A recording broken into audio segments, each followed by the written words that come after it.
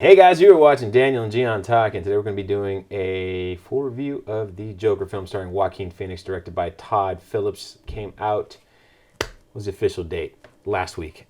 A lot of people are talking about it. I've been chomping at the bit. I've been keeping my mouth shut all week, respecting the podcast. But man, it's been tough. It has been tough. Been tough keeping my mouth shut, not talking about this with Daniel. But finally, the day has come. We are here. And we're going to break it down into two parts. The first part, we're going to talk about my aspect of it, the comic book version, how close to the comic it is or could be, and then after that, we're going to talk about the actual film itself. Try our best to talk about it. Separate the two. To separate the comic from the actual film portion of it. But there's a lot of window dressing going on in the book. Excuse me, not the book, in the movie. Feels like New York City, looks like New York City, but they definitely tried to throw the Gotham name here and there around to make it seem like it was a different city, but we all know it was New York City. You know, most of the time when we watch a Batman film, we know we're in Metropolis, we know we're in Gotham. For me, the whole entire time I was watching this, it didn't feel like Gotham, it felt like New York City. There was not enough of a change, and I think that's because, well, I know because the director he wanted that gritty 1970s Martin Scorsese New York film. He said that in plenty of interviews. So right off the bat, that threw me out in terms of comic book stuff. The storyline, there's nothing related to anything comic source, which has already been stated as well. The story itself doesn't fit into any variation of the Joker that we know of, or any variation of Batman as we know of. I honestly, this segment's going to be real short because there were so many things in there. I didn't feel like I was watching any sort of Joker until the very second to last scene, and then the final scene when we exit the movie. Those are the only two things for me that felt like, okay, maybe Todd Phillips took something from something there, because that's the only thing that started to feel like the character in itself for me. And that's the only time where I felt like, okay, we're kind of getting somewhere along the line, but still it wasn't even that. And it was just like little ticks, because the character itself, the Joker is a sociopath. I don't necessarily agree that the character that we saw in film was a sociopath. We saw a guy who was mentally ill. We saw a guy with the weight of society breaking him. But I never at one point thought that this guy as a kid was like killing rats in the alley or anything like that. He seemed like a pretty gentle guy. He seemed like someone that people kept beating up on. And the Joker's never been like that. Including his mom. The Joker's never been that guy. The Joker's been straight up like, dude's evil. Well, we don't really know that, to be fair. From every iteration, from 80 years worth of comic book history, plus animated versions. Yeah, but you never follow the guy who becomes the Joker, which is why when you say you only saw the Joker at the end, I'm like, in my mind, that means the movie worked. Because the way I look at it is, he's not the Joker until, in my opinion, until he shoots De Niro in the face. And he's like in that mode where he's ready to go there. But the moment he pulls that trigger, and then he goes over to him and puts 3 or 4 more shots into him, and then from that moment on to the rest, that's where you're watching the Joker, finally. But every moment until that, before then, it's Arthur Fleck. I never once looked at him as the Joker. You might see like little, this might become later on something more crazy where he has no problem shooting people or whatever, like the people in the beginning, the 3 businessmen. That, like, again, Arthur Fleck. We're jumping ahead here.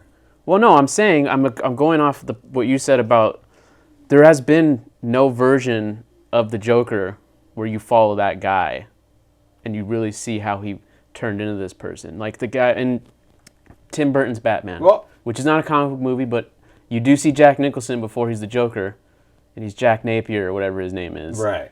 And he's a gangster, but he's not necessarily a sociopath then either. And then he falls into the vat, has the permanent smile, and then he's the Joker now, right? Heath Ledger's Joker. But you already know he's a bad guy. Sure.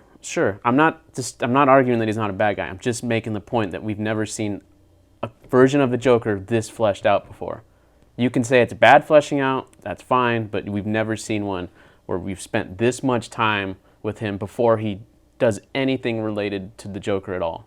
Because I don't think. I mean, my counter to that is going to be on the film itself, but I feel like we don't really spend that much time with him this time either. Well, I mean, you're spending the whole movie with him, but that's my whole. That's what I'm saying. This is a matter of days. Sure, but you don't even get that in the comic books. Is my point. You get a flashback here or there. Joker's probably the only character I've read on comic book wise. I don't mean the Brian book, Brian whatever his name is.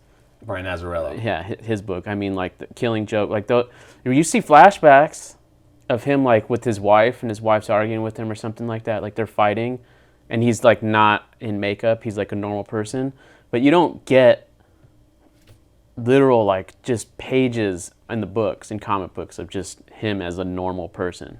Well, because I think that's part of the appeal to the character. And I'm not saying you're wrong. I'm just saying that's my argument to you saying it's not.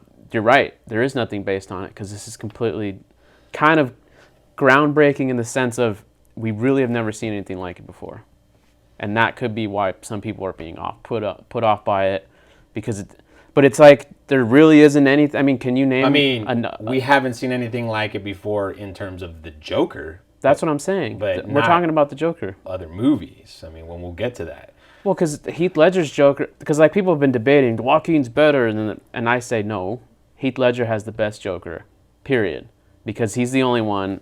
Well, Jack Nicholson, but I mean, when he shows up on the scene, he's the Joker. When he's at the end, he's the Joker. At no point does he hint at being another person. Yeah, he makes up stories about how I got these scars and my wife was a whatever.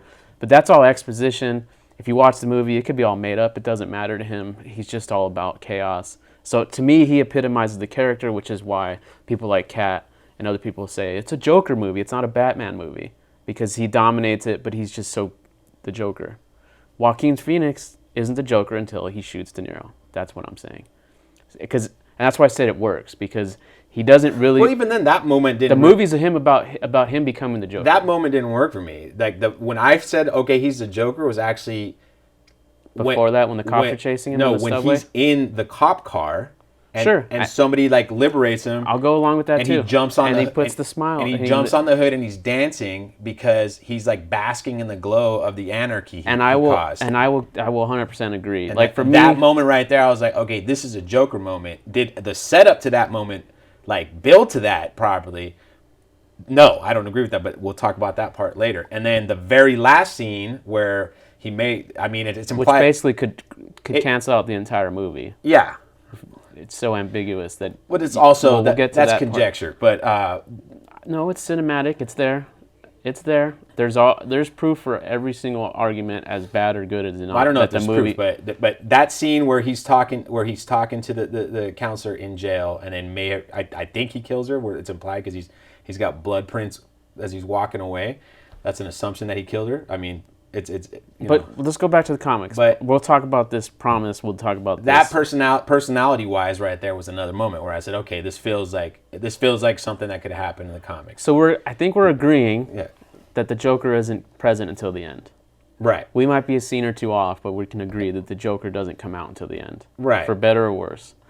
So that's what I'm saying. This is an Arthur Fleck movie. Right. I think we can also agree. But back to the comic stuff, the elements in the movie that are supposed to be, they never felt like they were comic book things. So let's go through them then. The mention of Bruce Wayne potentially being the Joker's brother.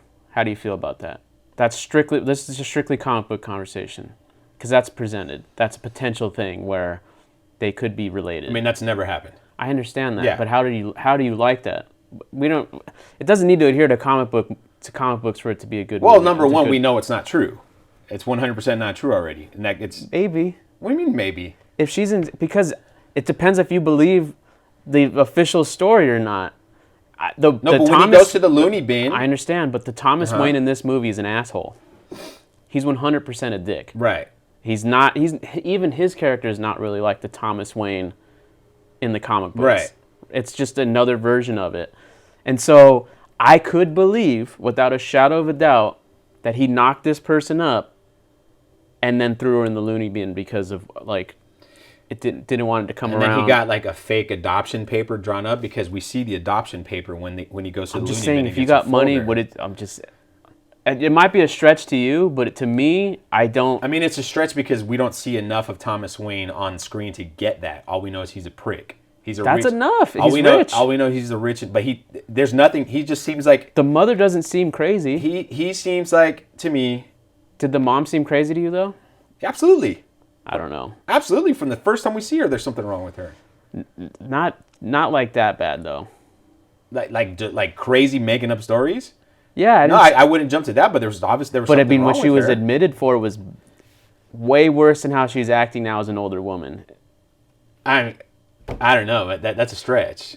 I'm just saying it's there. I mean, this is a bunch of elements. narrative- There's a bunch of elements you're adding to it that were I'm never not presented adding on to screen. it. I'm going by what I saw on screen. and I'm going by the fact that And the what I'm going on stories- screen is that he opens up, he goes and rips the things out of Brian Tyree Johnson's hands. I know what scene you're talking And he about. goes and looks at the files, and there's a thing it that talks validates it about for the him, certificate and that's of why adoption. I know, and that's why that's why he he goes kills and his kills mo- her. I Yeah. understand that. That doesn't mean it was real though. It doesn't, because the whole relationship. I mean, now we're talking about the movie.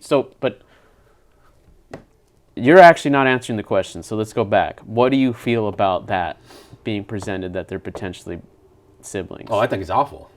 So that doesn't matter to you. No, I thought, no. Okay, so let's see what else. I mean, all these things you're asking are stuff that we can talk about. I'll give These you- are related to the comic books. This is comic Well, it's not book- in the comic book. It's never been presented Okay, in the so then comic what's book. this? So, like, I don't so then understand what's- what you're asking me. So then what's comic book stuff then? Nothing. No, the only thing that's comic book related is that he's trying to be a stand-up comedian. That's in the animated series, and then it's there's a couple panels and Killing Joke about it. That, but that's always kind of been part of his character, is him trying to be a stand-up comedian. There's really nothing other than names. That's the window dressing I was talking about. Yeah, mentioning the Wayne family as this prominent rich family in Gotham.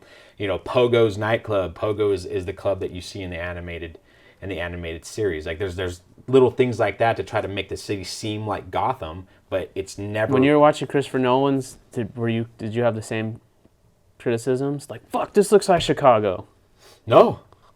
I didn't know it was Chicago until they tell you that. How familiar are you with later. Chicago, I'm though? not familiar with Chicago. That might be the issue. Yeah, that might be the issue. Because it as well. never bothered me. But I saw Chicago everywhere. If you look up Gotham is always supposed to be a mix of Chicago and New York. That's always been. It's never supposed to have been just New York City. It's always supposed to have been like an amalgamation. But it's because Metropolis is also New York City as well. Chicago doesn't look like it does in the 70s. Or it did in the 70s. New York still looks like that. I mean, I guess. I'm just saying, like, to me, that's nitpicking.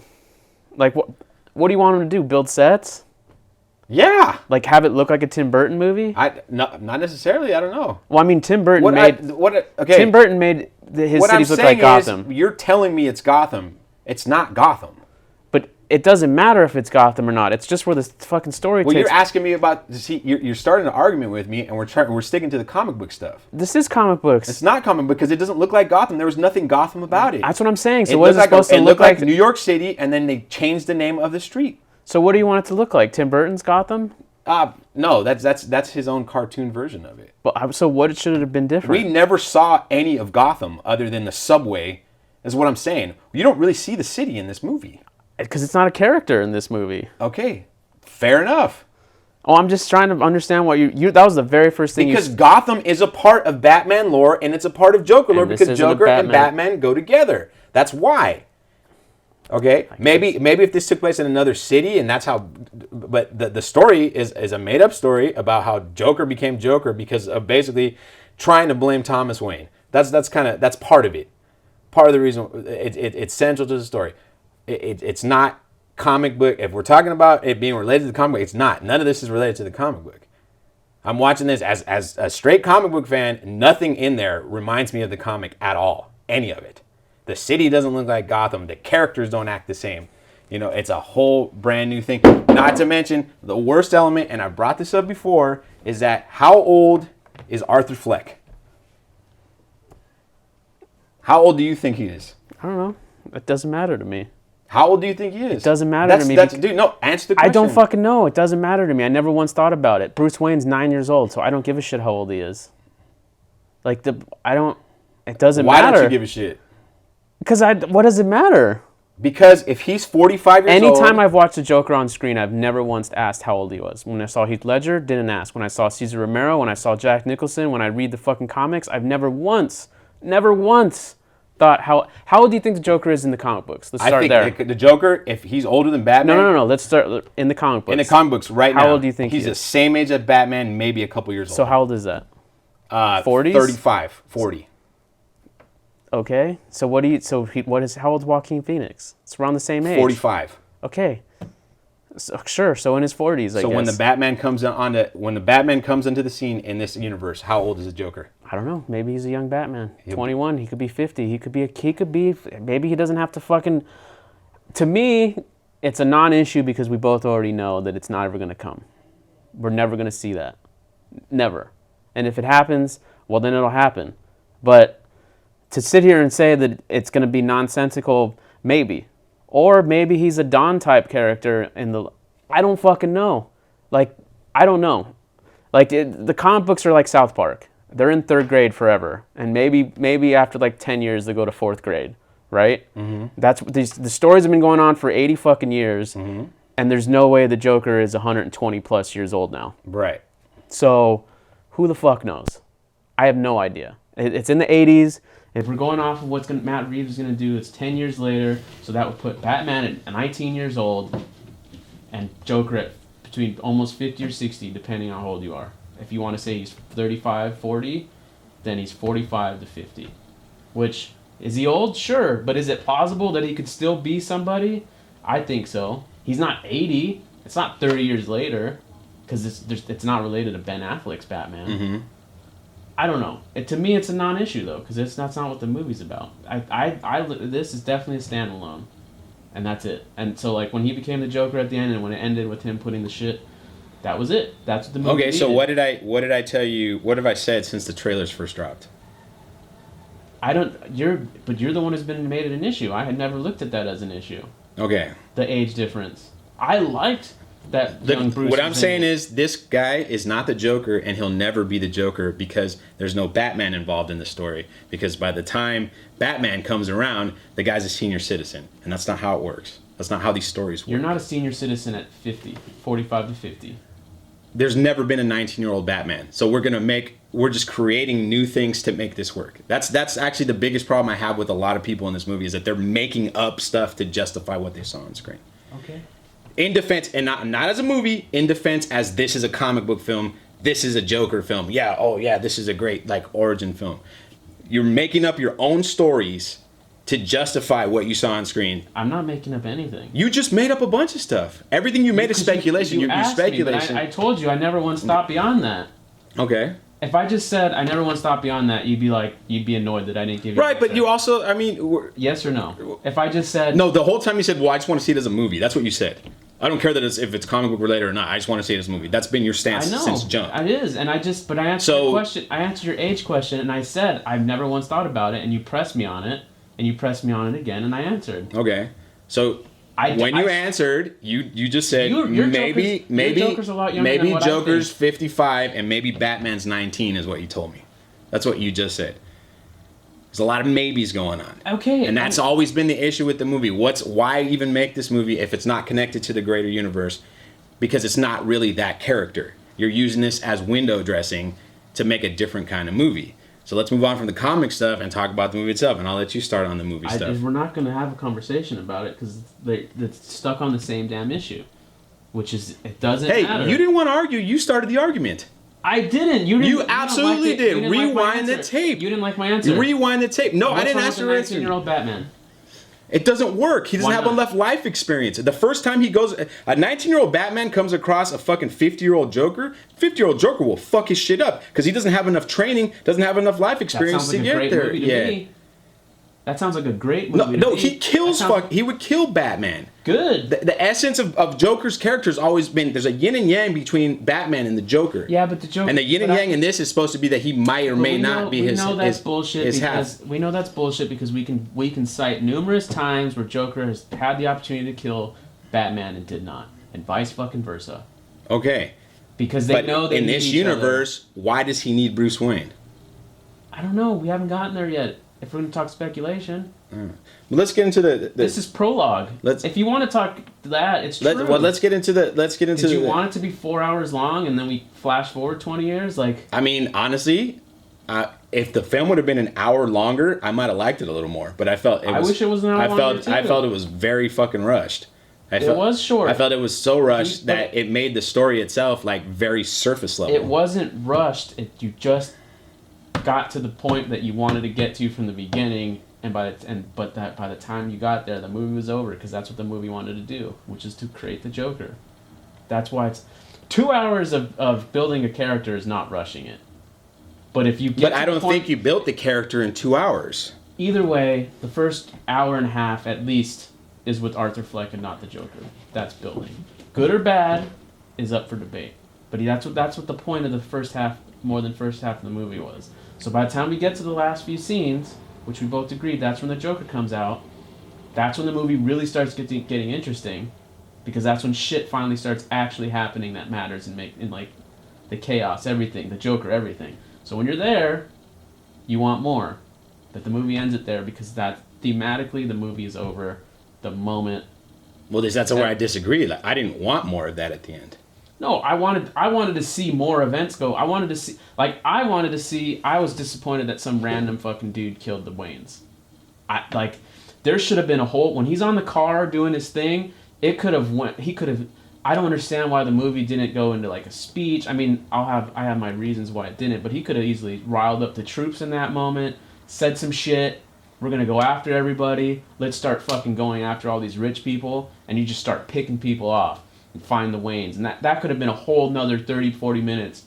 Just from that, you have some confrontation at the very end with the Waynes or Thomas and the Joker. Then that could be 100% standalone. You could kill Bruce too. Fuck it. Kill them all. I'm just saying, like, there was definitely more that you could have done within the time frame without needing Batman to come in, just to keep the... I mean, I'm in complete agreement with you on that point, because that's actually one of the things that bothers me the most, is that him killing 3 young stockbrokers in the subway in self-defense is what caused a series of riots and this fucking let's attack the rich. Basically, that's basically what that one incident is what led to the Waynes getting murdered. So indirectly, because of him killing people in self-defense, that really fucking bothered me, because that is such an important moment in the fucking lore of Batman and this whole universe. And having some random dude walk up to him in an alley and shoot him, it cheapens it so much so. I mean, but it makes sense though with the theme. It's because you have not been able to separate the fact that this is not. We're not even talking about the movie. Let's get into the movie. I am talking about the movie. You're putting words in my mouth. You haven't separated from the fact that this is a new interpretation of material. It's not a new interpretation of material if the material never existed in the first place. Well, this is a complete original take. Thomas Wayne being murdered. That's part of the window dressing. We had to kill the Wayne somehow to make it seem like it's part of fucking Batman lore. But you could make a sequel to this movie with those events as the foundation. You absolutely could. You can't argue and tell me that you can't. I mean, you could with what characters? I don't know. That's where the creativity comes in. Maybe this is like a fucking... It's not going to happen, so this is still speculation, but maybe this is a fucking X-Men level event where Joker came out and he just opened the window for other fucking supervillains to start doing their shit. And I'm not saying that... And it's going to suck because there's no Batman. I don't know. I'm just saying I don't know. Maybe there's another fucking character that's... it doesn't make sense. I'm adding things, but I'm just saying you could do something with what you presented, with what's there. It's just not going to come. I personally think that there's an argument the movie doesn't even exist. I still believe that the Joker, because if you're going to sit here, not you, but people are going to say that this movie was, well, I'll say you actually. This movie is just an excuse to make the movie. It's not really a comic book movie. It's just Todd Phillips wanting to make a Scorsese film. Fine, I'll give you that. So if that's where you want to go, here's my argument to why the movie probably didn't even exist. Because if you watch Taxi Driver or the King of Comedy, but specifically Taxi Driver, Travis Bickle dies at the end. Or he doesn't, right? That's actually the whole point of the movie. You see him shoot all the fucking prostitute drug people, and then he's fucked up too. He got shot a few times, and he's on the couch, and he does the thing, right? When he's full of blood. and then it shows like a wide shot, I think, and then it cuts to black, and then it shows like a newspaper, and it's like hero da da da da da, and I think the very last scene of the movie is him. He runs into Sybil Shepherd again. He picks up as a passenger, and they see each other. And the taxi cab. Yeah. But to me, he died right there. That's how I've always watched the movie. He dies in that apartment. He's dead, and that's what he wants in his head. We're seeing the last, like his dying light. Mm-hmm. The movie. You can make the same argument about this movie too. Shoots Robert De Niro, puts a few bullets into him. But that's conjecture again. It's not, because what I said about Taxi Driver is conjecture, but this is... Yeah, but did Scorsese come out and say that's the end of the movie? No, but this is where you can't sit here and strip away what I feel like is cinematic literature in terms of visuals. I can absolutely say that unless you have confirmation from the creators of these films... No, that's stupid. You're making stuff up. Then we can't have a conversation about How can we not have a conversation about it? Because you're eliminating the artistic values of the movie. What? How am I eliminating the artistic values of the movie? You're not letting me finish. The fucking whole bit, because there's one scene that could potentially lead me to believe this way, and it's the whole relationship that Joker builds with the girl next door. Mm-hmm. That he goes over and kisses her. All this. He watches her for she comes over for stand up and watches him, and they go out on a date, and they're like, everything's great. And then when he finally has that moment... Yeah, but when he goes and kisses her, we know that's a fantasy moment in his head. No, we don't. Yes, we do, because it cuts to him back to like, oh. No, we don't know, Yeah. because what's a fantasy is him going on a date too, her going to the comedy club. Right. You don't know that that's fake. No, that part we don't know. It all adds up. That part we don't know. I mean, I know it was fake, but it doesn't matter what you know or not. That point is the actual visual language. That is enough for you to say that he could have been making up that entire story at the end of it when he's talking to the yes, because in the very counselor. beginning of the movie, he's talking to the counselor. A different counselor. He's talking to the same counselor. It's a different counselor. Either way, when he's talking to the black counselor in the office, there's a flashback. They're talking about his old shit, and he like smashes his head into the same explaining room, why where the laugh comes from. Into the same room that you can see at the very end of the fucking movie. Mm-hmm. So there's no reason why. There's no argument against the fact that him having that because first of all, why include that scene at all? What does that scene have to do with anything? Because she mentions why they're having this conversation in the first place. The reason why he's going to these counseling sessions in the first place is because he got locked up in the loony bin before and he hurt himself. And it says that. But why is that important? Anyway, what I was saying about Robert De Niro, he shoots Robert De Niro, puts bullets in him, chaos ensues, and then we cut back to the control room. And it pans out, it zooms out, and we see all the Clint Eastwood commercials. You see all the news media showing the 24-hour news cycle, right? The movie's over, in my opinion, right there. He wanted to kill De Niro. Why? Because he made fun of him. That's really what it comes down to. He fucking put his act on the TV and made fun of him. And this was a guy that he trusted, he liked, he dreamed about, he had fantasies about. And I don't think he wanted to kill him. I don't think he was planning to kill him. He wanted to kill himself. Exactly. And then when he was going through the motions, when he was going through the motions, it came out. Yeah. Because in the moment, he was also making fun of him still. Like, he was still engaging with him, triggered him to do what he did. But the movie was over at that point because thematically that's what everything had been building to. Because that's when he flipped his switch, right? Then you show the camera stuff, and then you show him outside, which assuming he was arrested immediately, right? Mm-hmm. Cool. Then we basically go to a car accident. I personally think that's when you could say he's died. That's your Taxi Driver moment. Because why? What else? Why? Everything else that happens after that is very fantastical. Mm-hmm. Him fucking waking up miraculously and doing the whole thing with everyone cheering him on. Joker, yeah, you're the guy. To the Waynes getting murdered in the fucking random fashion that they were. This could be something he was thinking. Yeah, I'm not saying this is what I'm making the argument that it's a possibility. Then it cuts to black after he puts a face. He smiles, and then we're with the white room again, which is like it. Literally, none of it really. Once you get to that point, that scene has nothing to do with the movie. See, I don't remember starting in the white room. I remember the first scene we see is him spinning the sign around on the street. You don't start in the white room. And getting beat on the kids. I didn't say that. I don't remember ever seeing the white room to the very end. No, you see it. You have to rewatch it. The only time we see the White Room, he smashes his face. Yeah, but that's when he's in the office with the counselor talking to the counselor, and then she mentions that. I know, and it flashes back to the White Room, the same White Room that was in the end of the movie. But that's just a loony bin. Sure, maybe. It but just all these things you're bringing up are bringing up more questions for me. And that's fine. I'm not going to argue that. That's the whole ambiguity of the movie. That's what I'm not saying that that's a good or bad thing, but I'm just saying that it's there, it's present. Todd Phillips did not have to make this whole like Fight Club twist, but since it's there, it means he's an unreliable narrator. Okay. And that's enough evidence to start putting these speculation things on it. Because that's how when you're dealing with movies like this, this is an art house movie made on $60 million. Mm-hmm. You have to be able to speculate. Yeah, but you say that, but I can fucking say that I have actual evidence that's in the movie. If you want to dismiss it, fine, but that's I'm not just saying this out of my ass. I'll give you that, but I'm saying it's a reach, is what I'm saying. Because all you have is like that 1 second where he hits his head into the thing. That's all you have. But don't you watch You also thought that it was the same counselor he was talking to at the end. It was a different lady altogether. It's a non-issue. It's not important. Well, if the lady is a different person, it just kind of pokes holes into the argument. Is why I bring it up. Maybe. No, definitely. Maybe. If it's a different lady, it pokes holes. You have to look it up. You'd have to look it up. I don't know. I didn't stay. Even if she's credited, she might not even be credited. Let's move on. I don't. Okay. What did you like about the film?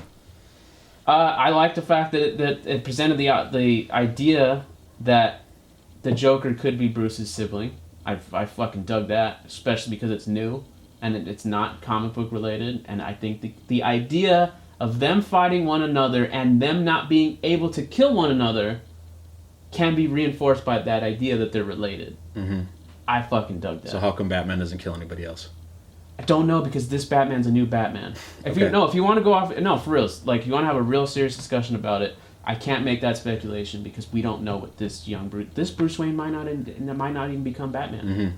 He might not, for reals. No, you're right. He might not. Yeah. We don't know because everything is so changed and different. It's just, and the only reason why he calls himself Joker is because Robert De Niro calls him one. So it's like he didn't even. It's like this could be a character that if, for example, in 20 years later, when the real Joker comes on the scene, like people just think like you could totally set it up that way where this is just some fucking kook. I'm not saying that that's what's going to happen. I'm just saying it's so contained that I can't speculate on what happens with Bruce Wayne or not. But I like that there potentially could be siblings. I like Thomas Wayne being the dick that he was. I love their scenes together with them in the bathroom. That was cool. I wasn't into the movie for the first 15-20 minutes. It wasn't until he killed the kids in the subway that I was actually into it. Because it felt too much. That was 45 minutes in. Whatever. Then that long. However, I wasn't really digging it because it was just too on the nose. He was just too...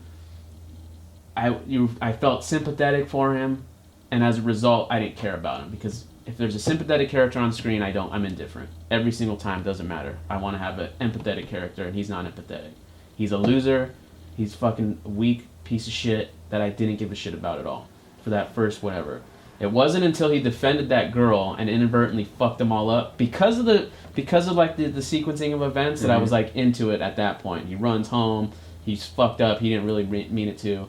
And then do you think he defended her though? I don't think he defended her. He defended himself because he was getting beat up. Because he ignored her. He was laughing the whole time. But the idea, the self-defense scene, let's put it that way. He inadvertently saved her because of his nervous tick. Yeah, because of his laughter. Yeah. Which, that's another thing I didn't like at first. I didn't like how he had that card. But then, as the movie went on, I kind of got it. He got me. By the end, I really was enjoying the movie as a whole. There were some funny moments.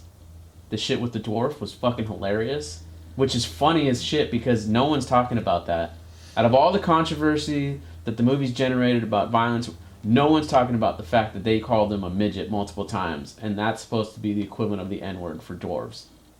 And they refer to the only little person on screen as a midget multiple times. And they use that as a joke at the end of the movie after he smashes that dude's face in. Mm-hmm. And then he lets him go because he's the only nice guy and he can't reach the deadbolt, which I thought was fucking hilarious. I don't know about you. Maybe you were so indifferent to it that you didn't even No, that care was at that point. I actually that was one of the scenes I actually really enjoyed. I thought it was a funny scene, I mean, I just like that especially scene in because general. the tension in the scene made you think he was going to kill the dwarf too. Like, Well, yeah, but then... which, and I'm going to backtrack. That was the first Joker moment in the film. Well, when he smashed the dude's face in? No, that he let the guy go, because that's something that the Joker would totally do. Like, you think the Joker, and he's just, I don't feel like it. Get out of here. Well, he was nice to him. Yeah. And he even said, you're the only one who's ever nice to Well, him. the Joker doesn't give a shit about that. But this is... He's still Arthur at that point. Right. But the Joker might let some guy not go if he's nice to him. He would. He's done it. That's something that, like, when he just feels like it. Like, you know. But I enjoyed that. I enjoyed that fat guy got his due because he was a piece of shit. He turned him in. He fucking snitched on him. Which is a whole nother thing. Well, he set him up. Inadvertently. No, I think that was a complete setup. I don't think so because he if he didn't drop the gun at the hospital, which is a great scene, I fucking love that. Like, there was literally things like that I was... Well, this is my own conjecture. This is me, like, saying the reason why he gave him the gun in the first place is because he knew he was going to fuck up somehow, and then he was going to be able to use that to get him out of there. Maybe. And that's why he let the dwarf go, because the dwarf was the only person that didn't fuck with him, even, like, passive aggressively. I'm not saying you're wrong. I'm just saying I think, regardless, he got exposed because he dropped it at the hospital. Right. But that scene was... I liked that. I really did like that. I liked that the movie was violent to the point where it wasn't... The movie's not violent. It really is not. No. It's really fucking not a violent movie. It's just... Because I would argue that there's way more violence in The Dark Knight than there was in this movie. You just don't see people's heads getting shot. Like, the Joker fucking stabs a dude's face in with... There's no pencil moments. There's no... You know, he kills that one dude with the shotgun in Dark Knight. I'm talking about Dark Knight. He kills his own guy. He kills all those guys. He kills so many people within the first 10 minutes of the movie. And you don't, and like, there's just none of that. Every kill arguably is justified, with the exception of De Niro, because he really didn't do anything. I mean, the only kill that was graphic really was him stabbing dude in the face with the scissors. That's the only graphic, like... The one he smashed his face in? The fat guy. Yeah. That's the only graphic death in the film. Like... And De Niro getting shot in the face. That's always when you see someone and you actually see it. But I feel like he shot him in the face, but he didn't really, like... He shot him in the face. Yes, but it wasn't like a close-up. It wasn't a Kennedy. It wasn't a close-up on like, the gaping hole on the face. That's why it's more violent to me. That's exactly why I love that. Because it was casual? Shot. No, for me, personally, the wider you get, the more close to realism you get. That's how I look at it. When you're like close up and it's like, that's when you get into stylistic filmmaking, and then sometimes it works and sometimes it doesn't. Mm-hmm. It all depends. Because Scarface, when he chainsaws the dude in the bathtub, you don't even see a chainsaw blade hit anybody, but it's all close-ups. It's just blood splattering, and that's arguably one of the most violent scenes ever, but you don't see anything. But this film doesn't compare to that. Like, no, I'm not saying that. No. I'm saying, like, and that's, I mean, because they were all the controversy that was coming out before the film was all fucking bullshit. All of it, the incels, so fucking stupid. The incel shit. Yeah, that's the biggest takeaway that we both can agree on. There was not enough. Him and the fantasy about Zazie Beetz is the only connection we see with him and women. You know, and that's it, and his mom, and it's not like, but the mom wasn't in a sexual way. Like it was not like he was like, it wasn't like he kept on hitting on girls, kill her, and keeping exactly, he didn't do anything with her. It was when he realized he was fucked up, he ran away. Yeah, like he didn't start like killing women. It was that was so stupid. It's so dumb. Incel thing is dumb. You know that. All that controversy, all that did was make more people go and watch it. That's all. Which is good. Which is really all it's done. I think it's a good. I mean. I think it's good. I don't think that you could sit there and say it's bad that people went out to watch a comic book movie. You can say it's not a comic book movie, but at the end of the day, it's marketed as one, and at least it'll give Warner Brothers enough confidence to potentially take risks and not just copy Marvel. Because I think they wanted to copy Marvel, and then Zack didn't want to copy Marvel, Snyder. And they put a lot of confidence in Zack and David Goyer and all that other shit, but they're still in charge, and then that just didn't mesh. Mm-hmm. because you can tell when Man of Steel came out, it wasn't like a Marvel movie, No. and not remotely close to anyone. And then all of a sudden, after Batman vs Superman, what happens? All the movies start to try to be like lighter, and even like everything started because that's when DC. Well, they brought in Joss Whedon to try to save it. Which now I'm actually starting to believe more and more that there might be a Zack Snyder cut. That's a whole other story, though. We're not going to talk about that tonight. I'm not. I'm just saying, but I'm starting to believe that there might be one in existence. But other things I enjoyed about the movie, I thought at first Joaquin's performance was okay, and then by the end I was like, no, he was pretty damn good. It's pretty fucking good, because it stuck with me. It registered with me. What I loved most about the movie is all the controversy. Is these people who killed these people? It's Antifa. This is like an amalgamation of Antifa. Absolutely. Everyone who's bitching on the left, that's what makes it so ironic. Because the people who went and did this shit, they're saying basically the same shit. Kill the rich, fucking get rid of Donald Trump because he's rich, and all the. It's literally the rhetoric that the people on the left are spitting out. These are no NRA members out there talking about this shit. No. This is liberals on screen doing this thing. And that's why you might be able to make the argument that it was a happy accident, because Joker has no political allegiance. He doesn't give a shit. Right. He really doesn't. No. And neither does Arthur Fleck as a character. He doesn't give a shit either. He was only involved with Thomas Wayne because he thought it was daddy. Right. I still think that I think it makes it more interesting if he is. And I think you could make the argument that that's potentially what happened. Well, my issue with that whole thing, let me give you one on a piece of cinematic evidence. the issue I have with that on a cinematic level was it just wasn't developed enough. None of the Why would Thomas Wayne know exactly who he is right away? Because his mom has been writing letters to him for every fucking day for the past 10, 20 years or 30 years. Who knows how long? We know that's a thing that's established. That's one of the few things that's established. But you know what gives it credence? What gives the cinematic evidence is when after he kills his mom, he's holding up that photo that Thomas Wayne wrote. We're to believe that. We don't actually see him put pen to paper, but it's on back of the photo with them both in it. And it says, like, I don't know what it says, like, you look lovely or something, Tom, T.W. Mm-hmm. I don't know what it says, but it has T.W. on the back of the photo. That adds to it doesn't confirm, because no piece of evidence will confirm anything, but to me, it like... Well, the argument comes down to, did she write that herself when she went to the loony bin? It could have been. I don't know. You don't see hand on paper, but it's there. Todd Phillips showed it. He specifically... Okay. That's why I'm saying he specifically showed it, and he showed it after Joker killed his mom. I don't think he showed enough of Thomas Wayne being an asshole. They kind of looked similar, too. It's a problem. If that's the story you want to go with... No, he was supposed to be Alec Baldwin. I don't think he showed enough of Thomas Wayne being a dick for us to dislike Thomas Wayne, if that was the point. I don't like Thomas Wayne at all. But why didn't you like him? Because of how he was behaving the whole time. When he fucking punched him in the face in the bathroom and was like, "Stay the fuck away from my son." That was awesome, because his character would do that. Yeah, and I was like, that's exactly what he should do. But I think he wasn't worried about this guy. He didn't call his security detail and get him escorted out of there. Bruce Wayne he told him straight up. Bruce Wayne wouldn't have punched him in the face. Well, Bruce Wayne would have been pretending to fuck 17 different girls and I'm just saying, being drunk in public. But you're supposed to. Well, I guess I'm attributing comic book things, and I shouldn't be, so I won't. I just think that an honorable guy probably wouldn't randomly punch some dude in the face. Now, we didn't randomly punch him in the face. What would justify it is him coming to his house the day before and interacting with his son. And he did. No, I'm saying. Yeah. It would justify it. Which is good. That's why I like it, because you can justify these things. I can justify the mom being the mom of Joker being knocked up by Thomas Wayne. That doesn't mean you're right. I mean, it doesn't mean I'm right. It's just another layer that it's not flat. There are little pieces.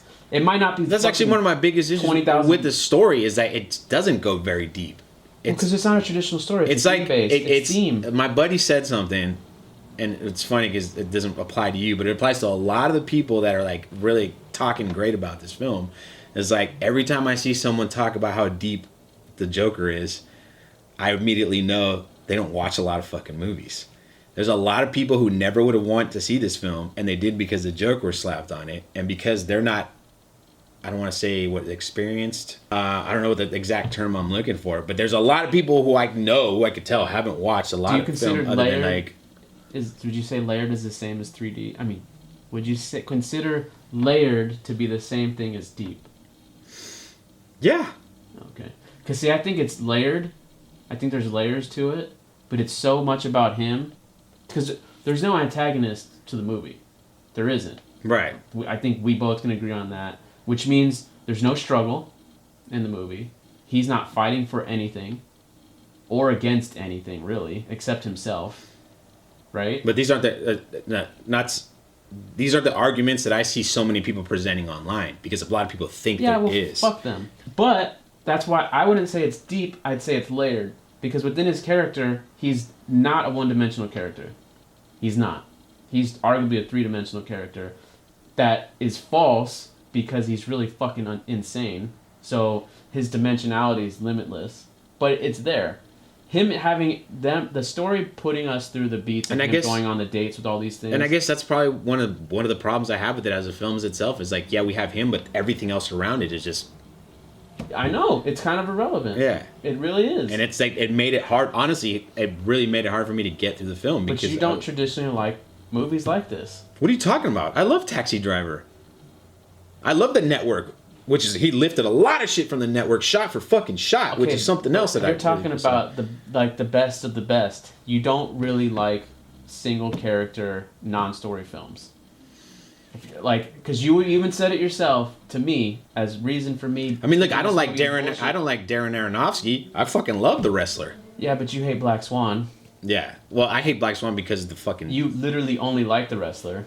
Yeah, I don't like the Black Swan. We've talked about it, but the soundtrack is what bothered me the most. Like that was like, it was just too much for me. I couldn't fucking deal with it. I'm just saying, traditionally, your argument against me for this movie since the beginning was I'd be the only one interested in this movie that you know, because if you took the Joker out of it, if you called him by another name and made it not related to the comic book you're world, a fucking film snob. You would have. But what I'm saying is you wouldn't have watched this movie. No, I wouldn't have. Because this type of movie doesn't appeal to you. So for me, I'm watching this. Not necessarily. But how often do you watch movies for theme? It's one of those things. If I'm gonna go to the movies, because I have a very limited amount of free time to watch the movie, is this the first movie that I would go to if it wasn't? Especially if you're gonna spend money. I get it. I get your argument. I'm just saying. It's something I might watch if I have time. Traditionally speaking, do you care for story or theme more? I mean, obviously, I've always been story more. See, so for me, I'm in a place now where if it works thematically, and I understand that's because tonally the movie was consistent. I think we can also agree with that. That it wasn't all over the place. No. So I think. Oh, I mean that's it. That's the argument I get when people try to tell me it's a deep movie. It's like it's layered. It's layered.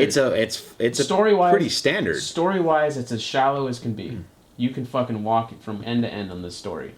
But thematically, there are definitely things that are presented. There's arguments. There's him talking like the worst thing about being insane is people think whatever he's like that quote. There's a lot of things to dissect where if we played a clip, you'd be like, yeah, that's actually a good clip. That's a good scene. That's a good this. But when you start putting things together, it doesn't work for you because there's no story, right?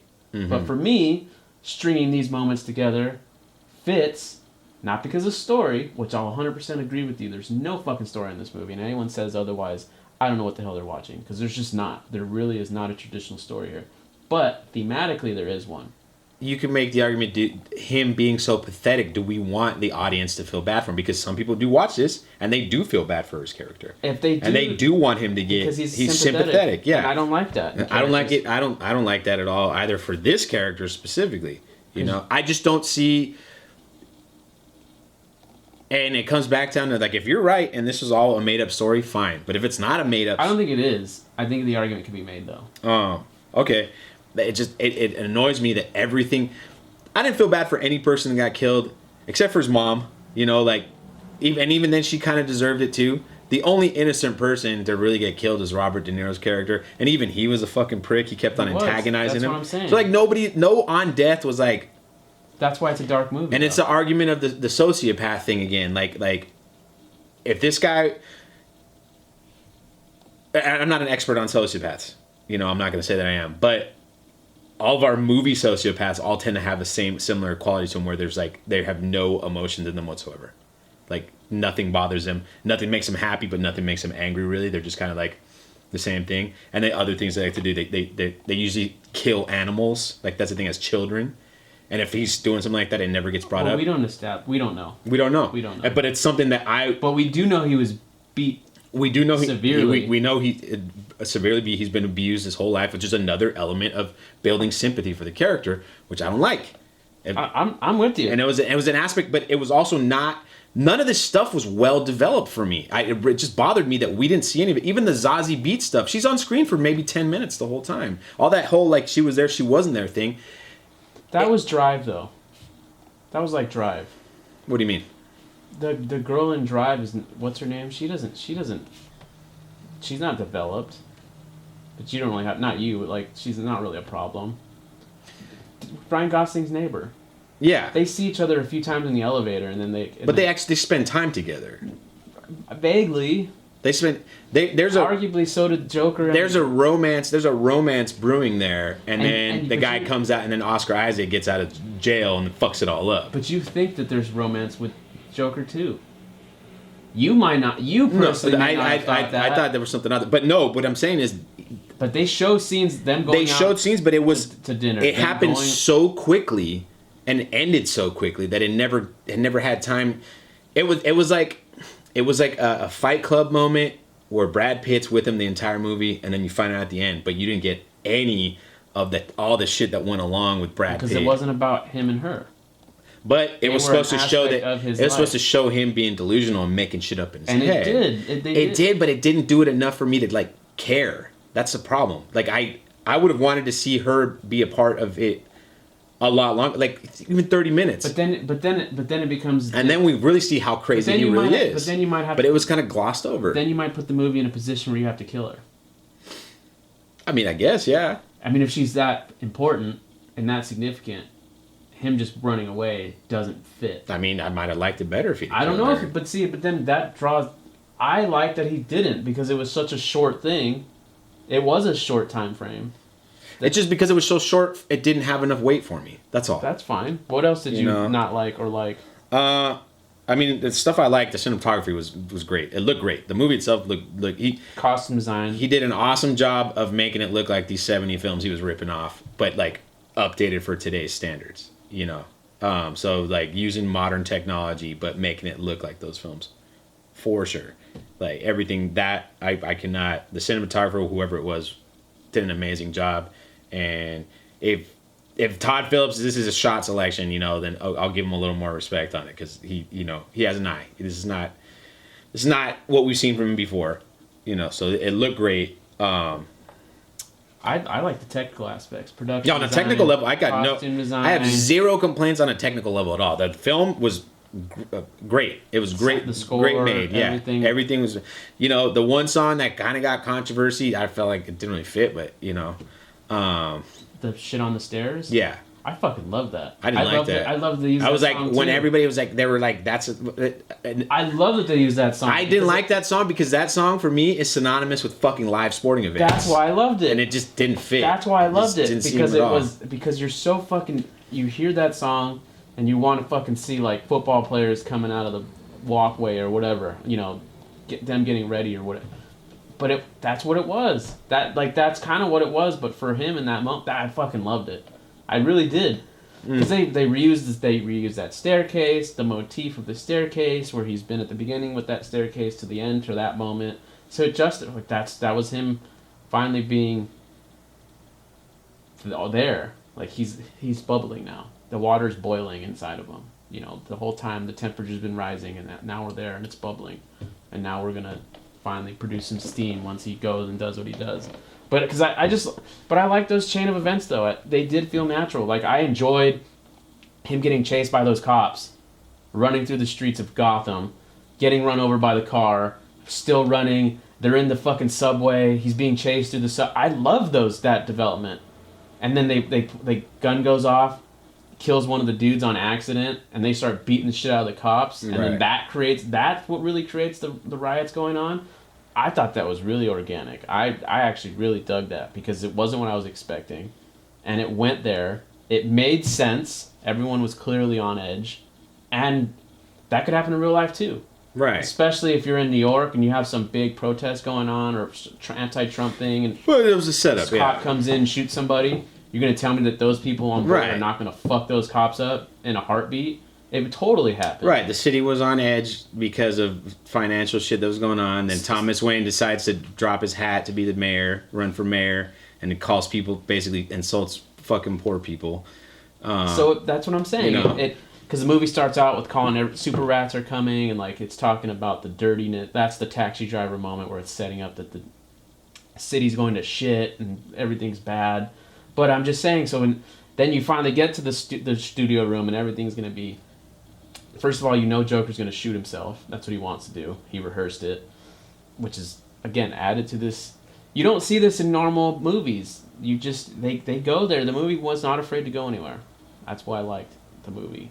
It was not afraid to go in there. So when you finally get there, to me, it was earned. Do you think this is a Kendrick Lamar moment for you?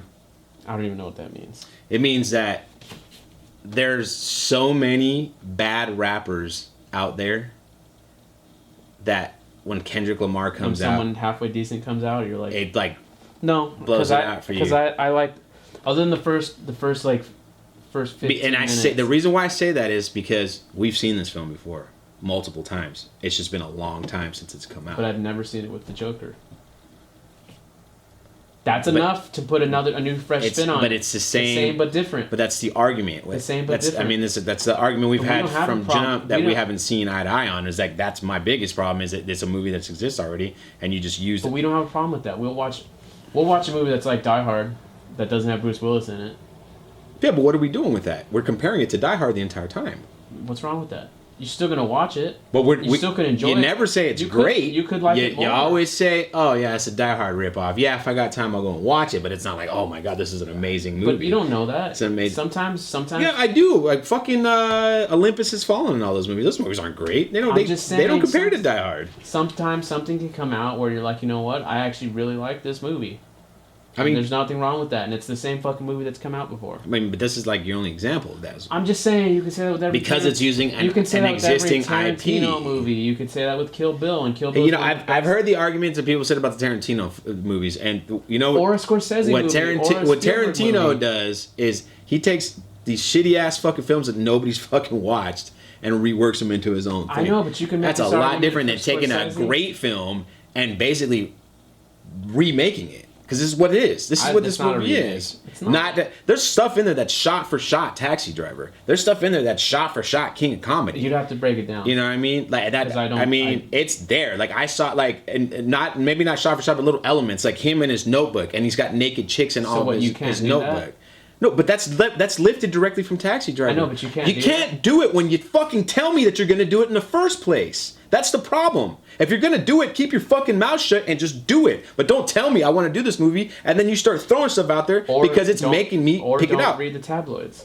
I mean, in the fucking world we live in now, it's almost impossible to get away from this shit. If you didn't say anything, if you you had to. No, let me put it. If you didn't say anything, I never would have known he said any of this stuff. You were the one who brought that to my attention, not the internet, not Twitter, no one else. Well, I mean, because you're not a comic book guy. What? Then don't pay attention to the tabloids. It's if you're in any sort, that means shutting down your social media. I'm from in the everything. movie fucking industry, and I love the Joker, and I still don't know that shit, because I just choose to ignore it. I really do. I mean, that's also you. That's you on multiple levels for everything. I know, but I do it. I do it specifically to not generate interest or intrigue or set up for disappointment or whatever. I almost didn't watch any of the Joker trailers, but they were kind of like, I was so fucking intrigued by those first few stills that I'm like, I gotta see. This is gonna be interesting. And at that time, Scorsese's name was attached, which I read an article about after, that he was only attached to bring in the other producer who took over, who's kind of like his co-produce, like they produce things together. I mean, and with the comments that he's made recently about comic book films, it all makes fucking sense. Yeah, he really didn't want to. It all makes fucking sense. It's like I want to get this film made, and basically everything he said is sounds exactly like what Todd Phillips was saying before the movie came out.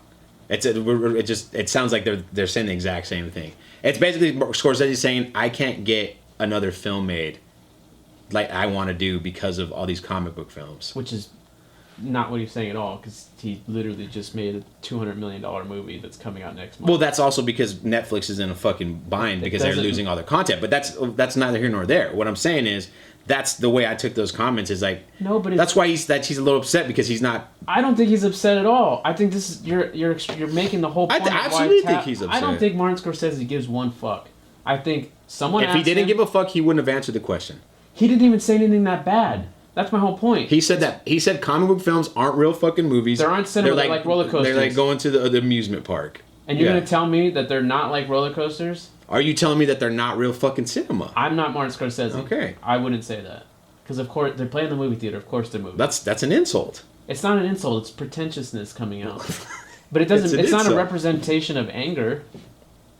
You're adding that to it. No, but that's me inferring. Absolutely. I think there's a little bit of bitterness there because he's not like. Look, Steven Spielberg came out a few years ago after he did Lincoln and talked about how hard it was to make Lincoln because Steven Spielberg couldn't get the money to make the film.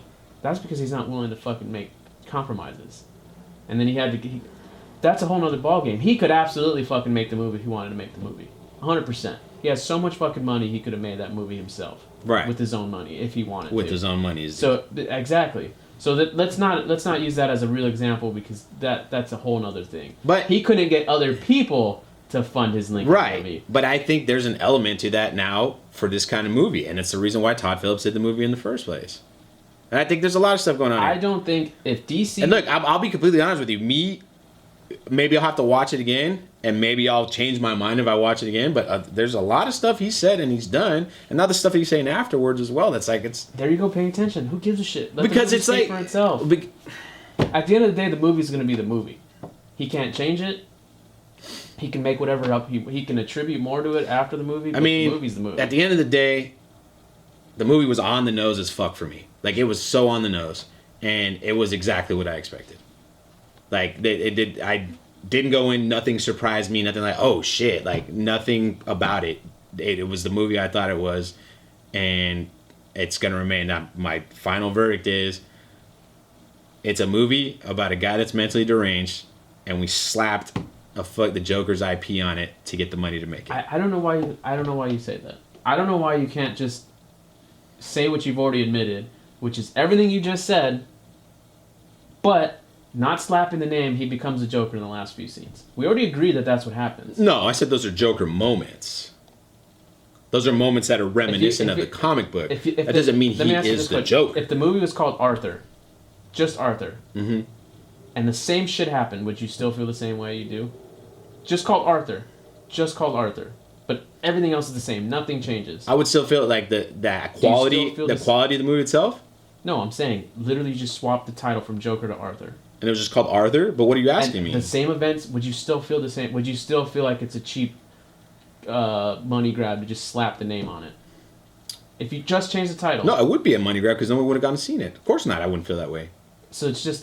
This movie's breaking fucking box office records. I know, but I'm asking you. But just... Because what I'm trying to get to is... look at it. We both agreed that the movie itself is a setup to the Joker who comes in the last few minutes. I never agreed to that. Yes, you did. We can definitely... No. I said that there's elements that reminded me of the Joker. You said he comes out, and I said he came out one like scene earlier. And you said he came the out narcissism that he shows when there's people are cheering for him while he's dancing on top of the car. That's a Joker moment. That isn't him becoming the Joker. We both agreed that fucking Arthur. It's an Arthur Fleck movie, and then he finally becomes the Joker at the end. But what? No. We did. We can actually play the tapes back on that. You can play the tapes. I never said he becomes the Joker. You said he becomes the Joker. I said there's elements that he's like the Joker. We agreed on it. There's Jokers that the only elements in the movie that are like the Joker from the comic book. Either way, I think it's a little bit short-sighted to just say that that's what it is. Because I personally think if DC was successful, this movie wouldn't exist at all. If DC did what they wanted to do and it came out good, and Batman worked, and Batman vs. Superman worked, and you wouldn't even see this movie. No, we 150%. You'd still see Jared Leto. I've been saying that since with the first fucking stills. I'm saying it's because you're making it seem like Warner Brothers doesn't give a shit. No, they've been forced into a corner where they're... No, I didn't say Warner Bros. Doesn't give a shit. No, what are you talking about? They don't. I don't think they do give a shit at this point. I think you're gonna see more of this Black series. I think they don't give a shit because everything else they've made has been a failure. So they're like, why the fuck not? Exactly. So Todd Phillips comes Because the along, movie like, didn't "Look, cost we're a gonna-" lot of fucking money to make. I know they've already cleared their budget. Yeah, you know, like there's all that stuff, but Still gotta record the Joker title is important to it. Are you disagreeing with that? What, important to it making money? I don't have a problem with the name of the movie. That's not what I'm saying. I'm saying, do you agree with that? What? You slap another name on this movie, no one's gonna watch. It's not gonna make the money. Let's make it. Depends. I'm gonna give you Here's why proof. it's- I'm gonna here's why it's give you my proof. It's not a lot of proof.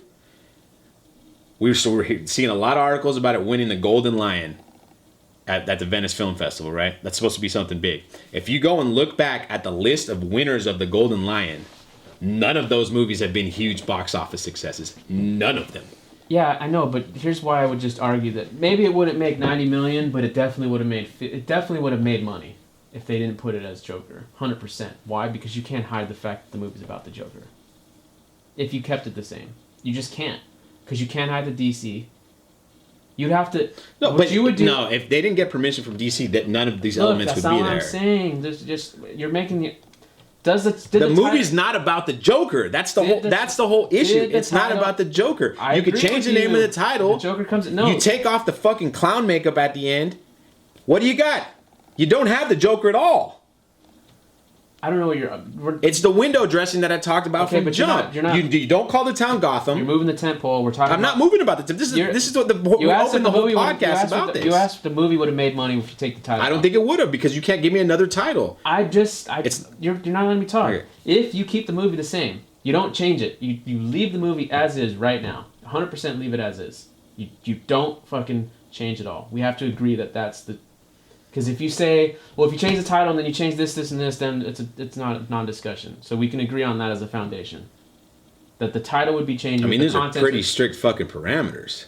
But then you're changing too many variables. No. So what are the variables? You make of the situation? you make the exact same movie, but not except call it the you Joker. don't call it the Joker. You get rid of the Gotham, calling the town Gotham. Oh no, but see now you're changing it. No, but See, you've already agreed that Gotham has nothing to do with this No, story. you said that. No, you said it. I said it's a non-character, You said absolutely. it's non-character. So if you change the name of the city, You're not letting me finish. So what I'm saying is, if you fucking change, because you're saying, I'm saying you're saying you straight- remove all elements that are connected to DC Comics. which is an entirely different argument. That's an entirely different. That's argument. not a different argument. Yes, because you're arguing. That's been the argument I've been saying since we saw the fucking stills of the movie. That's what I've been saying.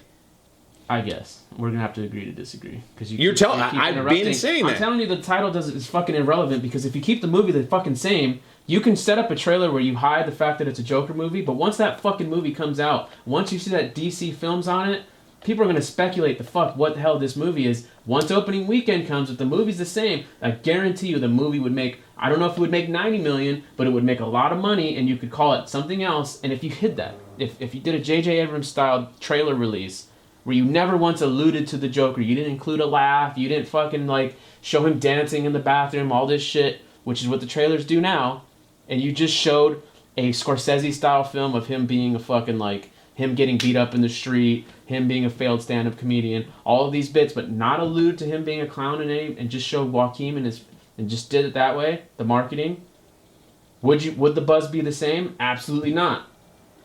After the Golden Lion situation, it might be different because that's when the cat would start to come out of the bag. But day one, you keep the movie the same, have a different title, and you hide that fact and you have it be a surprise. I guarantee it would make money. I guarantee it would make money. That's why I'm saying if you leave it to that parameter, once you start taking, well, if it's not a bat, of course it's not going to make money. I don't think It made money because of its connection to the comic book universe. I don't think psychological thrillers or whatever you want to call these are popular films, and that's why they're not getting made anymore. I just said that. Okay. It made money because So of its connections to the comic book universe. Even if you hid like the elements and it still kept it the same, people wouldn't have shown up in the first place. It would have taken it would take a lot of fucking word of mouth. I don't agree because that I don't think you can't hide the DC part. But when do you show the DC part? You'd have to show it at the beginning, just Okay. like you would at the you'd have to show Warner Brothers, DC, and you show this like, well, what the fuck is this? I mean, you call it Arthur. It's a lot of. It's not a variable. I'm just saying you got to look at it as if it's a DC movie, and you don't want to call it the Joker because you think it's too on the nose, and you want to hide that. But that's not my problem. I just don't think it should have been a DC movie at all. But it was. And it wasn't. It wouldn't have been ever been a DC movie. And I still think... had he got funding from somebody else. And I still think... And that's fine. But it is now. It's out. And I'm happy that it exists. I'm still happy that it exists. And that's something that'll never change because it's something I fucking wanted to see. And now I got it. And now I understand why there's certain things that work about it and there's certain things that don't. And I want it being the idea of a movie of being about a villain. Do I need Batman in this movie? No, I don't. But what I'm missing now is that this is not part one in a series of different things. I don't need it to be connected to an universe. I don't need Wonder Woman coming into this shit. I'm just saying it's disappointing that I'm not going to see a continuation. And I hope that they back up and they say, oh, this is making a lot of money. Let's do a sequel. Fuck it. And I don't care how it turns out from there, but I would be willing to see that sequel. That's what's disappointing me the most, is that it's a one-shot.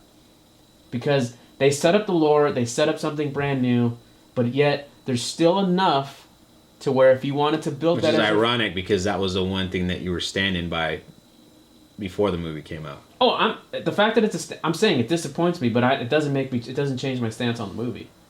It's an unfortunate byproduct of me enjoying it. If I would have hated it, it would have been a non-issue. If it was a piece of shit and I felt the same way you did, it would have been like, whatever. You can make all this money, whatever. Then I might be annoyed. Then it might be like a Venom-style movie. But even that movie I don't care about like you do. I didn't think it was bad. So, like, to me, it ruins potential things for Marvel. Blah, blah, blah, blah. Well, yeah, but Marvel didn't have X-Men and all these other things. And look what they've done now without all this shit. So they're managing. I just thought Venom was a bad fucking movie. Sure, but like the whole argument is now that Sony's going to keep the characters longer. Okay, well, that doesn't stop Marvel from being Marvel.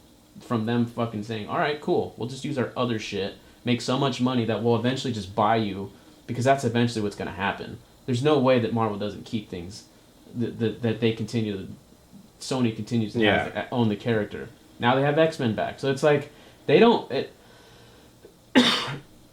DC's just in an unfortunate spot where this is all they got.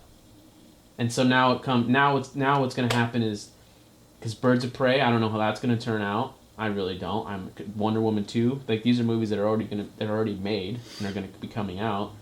And now this movie's done well. So this is going to spawn another spin-off. You got to find the right character. Is it going to be Penguin? Is it going to be shit? Or not shit. The Riddler. Like, who the fuck knows? I don't know. But then you have a bunch of spin-offs, right?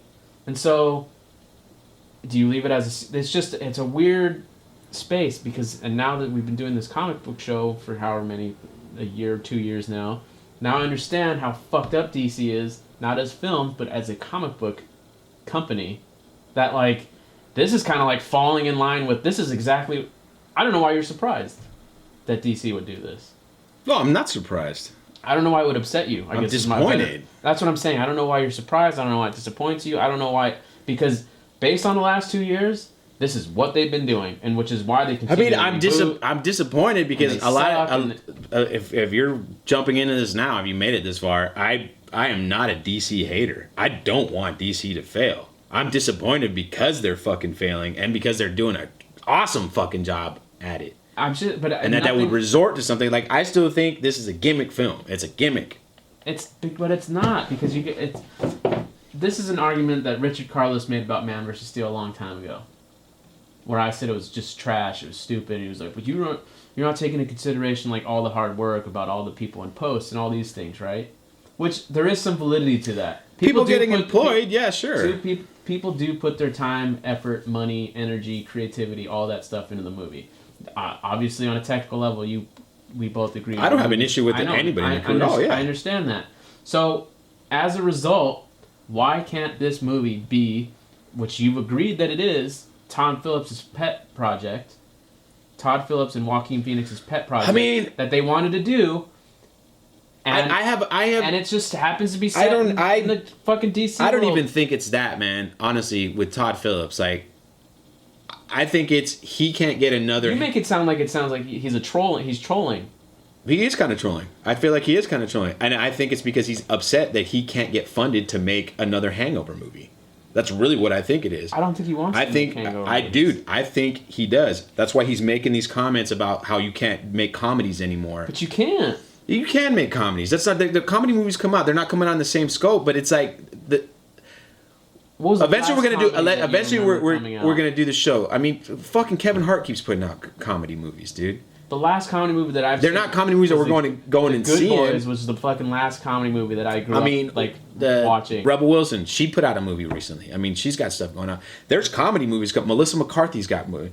There's movies coming out. There's not movies that we go and see because for whatever They're reason. comedies, but they're not comedies like we're used to. They're not the raunchy, offensive comedies. Yeah, and that's Okay, the movie and that's Todd Phillips makes. I mean, we're gonna talk about that. Like, we're planning on doing a show talking about you can't make these movies anymore, like specific types of comedies. That doesn't mean that comedies don't exist anymore. And I think Mark Maron came out and said something, and I agree with him. It's like, dude, you gotta fucking try harder. That's basically what he's saying. You gotta try harder because Bill Burr, I think Bill Burr's pretty fucking offensive, but he's so good at towing the line that he doesn't get in any trouble. Yeah, but he's a stand-up comedian, and I'm not taking that away from him at all.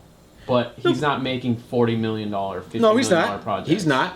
So, but I think he has a fan base where he can just go on stage and do his bit. I've seen the arguments about the stand-up comedy as well from people. And I'm not saying that that's fucking easy or whatever, because it takes balls to put your life and career on the line by going there and pushing the boundaries and doing these things. But if Bill Burr makes those jokes on a $70 million movie and they fail and he makes no money, there is no Bill Burr making another movie.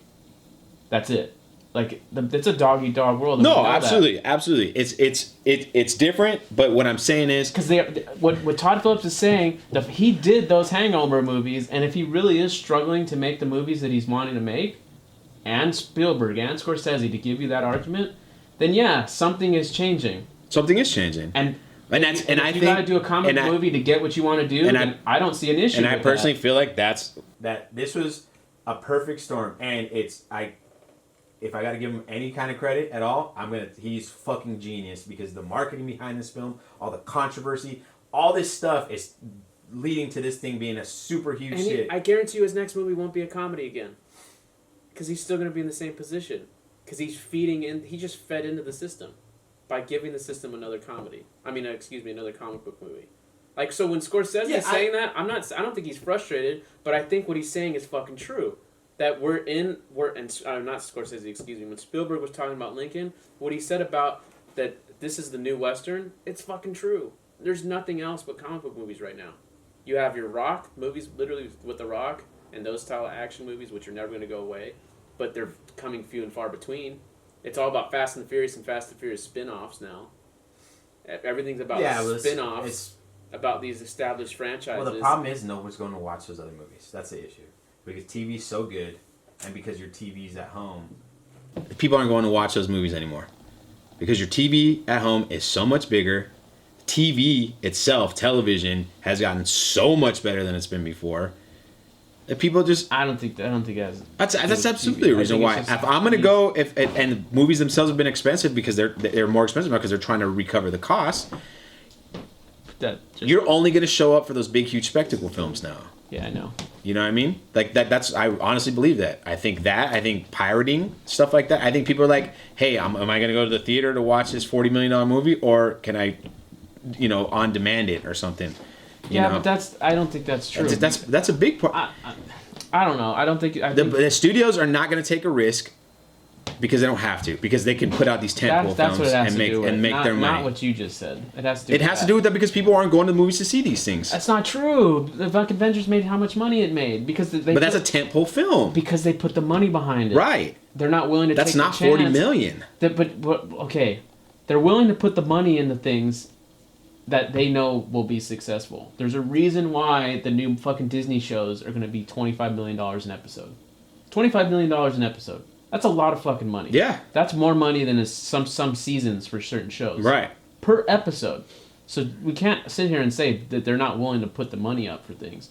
They absolutely are, and when they do, it turns out to be successful. The problem is, in my opinion, this is the last thing I'm going to say because we really need to wrap this up.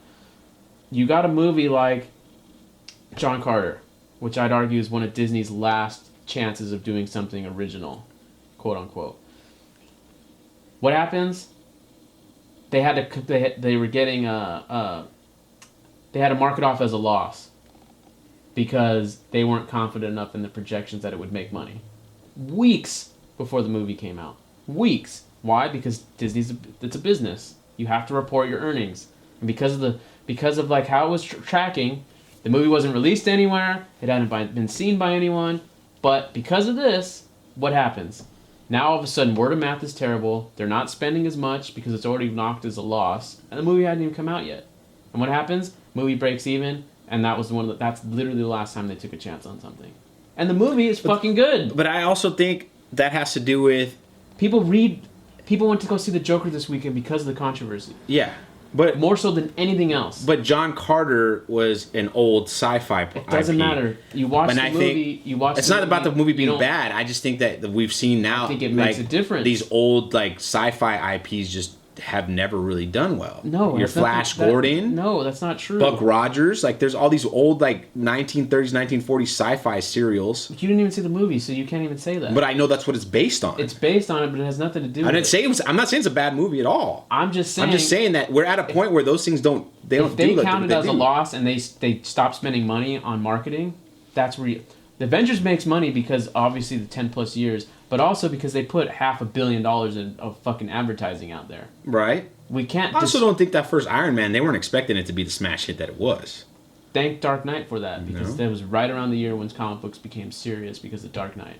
That was the same year because the Hulk came out first and didn't do very well. Dark Knight, first $1 billion comic book movie, changed the game.